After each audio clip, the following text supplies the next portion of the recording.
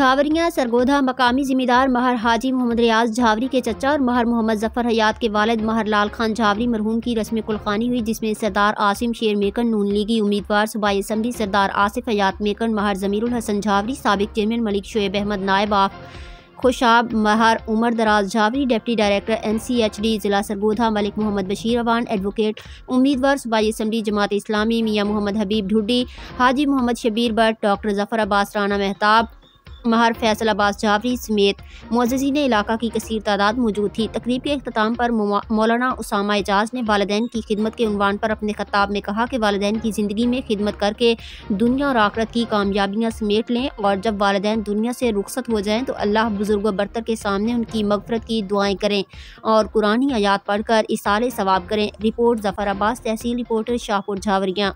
कहा कि ऐसे ही है, कहा कि आपको कैसे पता, कहा कि जाओ अपने नबी मोहम्मद से कह दो कि आज तुम्हारी बहन शीमा हथकड़ियां पहन के तुम्हारे दरवाजे पे आई पड़ी है। जब अल्लाह के नबी अलैहिस्सलाम को खबर मिली तो प्यारे नबी अलैहिस्सलाम दौड़ते हुए घर से बाहर आ गए और आते ही कहा कि मेरी बहन के हाथों की हथकड़ियां खोल दो। और हुजूर ने कुछ नहीं सुनी, फरमाया कि मेरी बहन के साथ जो 300 कैदी आए हैं सबको रिहा कर दो। अल्लाह के नबी ने दरस दिया है, बताया है कि जब बहनें दरवाजे पे आ जाया करें तो फिर सिर्फ बहन की नहीं मानी जाती। अगर मैंने भाई से हक ले लिया तो दोबारा मुंह दिखाने के काबिल नहीं रहूंगी। भाई मुझसे बात करना छोड़ देंगे, भाई नाराज हो जाएंगे। ऐसे ही है कि नहीं है?